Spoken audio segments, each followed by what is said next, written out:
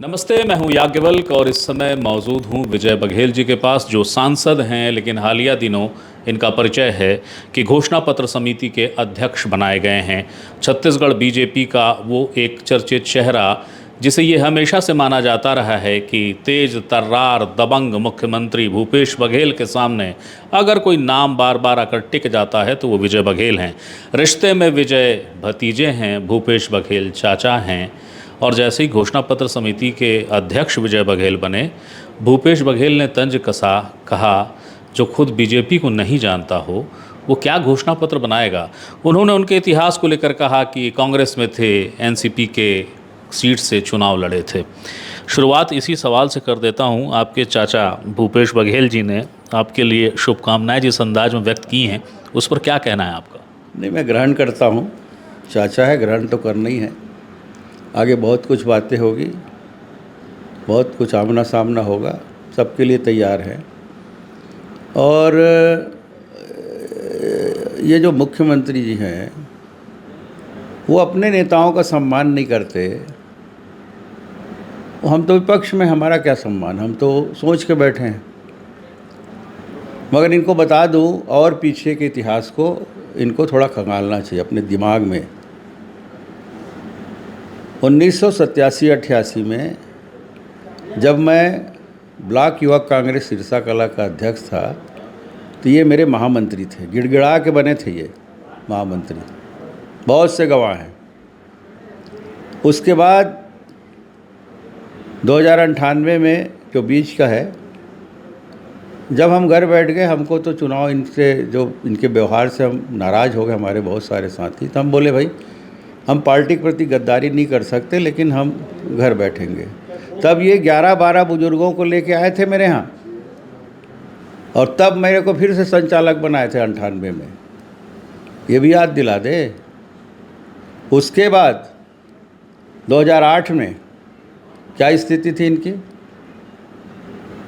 जनता ने जनादेश दिया था भारतीय जनता पार्टी को, कमल छाप को, और 2008 में जनता के आशीर्वाद से वहाँ हम जीते थे। उसको भूल गए। अभी सांसद चुनाव हुआ, मैं सांसद भी हूँ, याद है कि नहीं है? और नाक रगड़ते रहे पाटन की जनता के बीच जाकर कि मुझे एक वोट से जिता के मेरी इज्जत बचा लो। मुँह की खानी पड़ी। और उन्हीं जनता ने जिनको इनको विधायक बनाया था, मुख्यमंत्री बनाए, वो 6 महीने बाद लोकसभा चुनाव में 23,000 की लीड वहाँ दी है। 11 दिन इसके हेलीकॉप्टर उतरे हैं। मैं तो मात्र 1 दिन वहाँ घूमा हूँ। मैं तो 9-8 विधानसभा और घूम रहा था। तो ये सब बातें मत बताए। पोल खोलना शुरू करूँगा ना, तो फिर खड़ा होने लायक नहीं रहेंगे। अभी तो शुरुआत है, अभी और बहुत पिक्चर है, ये लड़ाई बाकी है, देखेंगे आगे। और एक कहावत है ना कि किस्मत मेहरबान तो गधा पहलवान। चलिए विजय जी, उस शुभकामना का बड़ा अपने ही अंदाज में आपने जवाब दिया है। ये बताइए, घोषणा पत्र समिति के अध्यक्ष आप बने हैं, शराबबंदी जैसे कई मसले हैं, उनको लेके बीजेपी का रुख कभी स्पष्ट नहीं होता, सवाल हमेशा उठते हैं। क्या वो मुद्दा इस बार शामिल होगा? देखिए क्या है कि हमारे प्रधानमंत्री जी हमेशा कहते हैं हम रेवड़ी बांटने में विश्वास नहीं करते।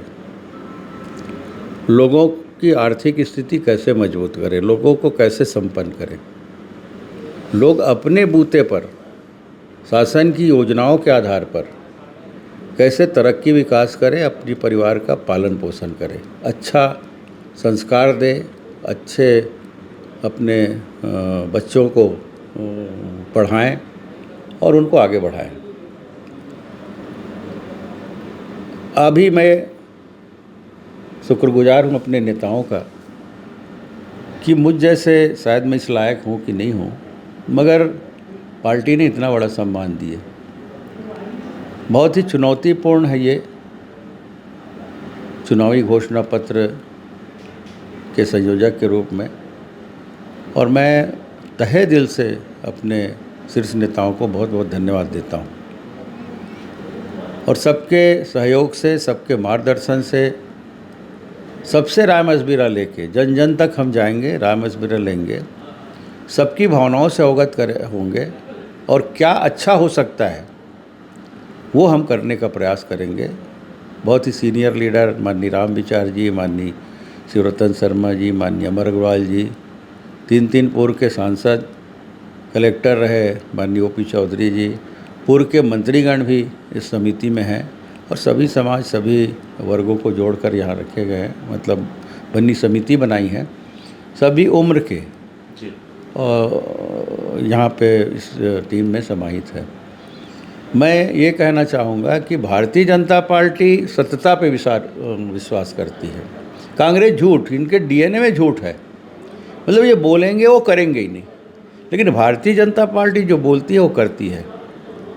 आज मोदी जी जो काम कर रहे हैं, चाहे अखंड भारत की दिशा में, चाहे नवनिर्माण की दिशा में, चाहे भारतवर्ष को शिखर पर ले जाने की बात कहें, चाहे इंफ्रास्ट्रक्चर में इतने विकास हुए उसकी बात कहें, और कर्ज में डूबे हुए हिंदुस्तान को कैसे हम कर्ज मुक्त करें उस दृष्टिकोण से, 10वें नंबर के इस हिंदुस्तान को कैसे हम और विकास की दिशा में आए और 5वें नंबर पर आ गए हैं।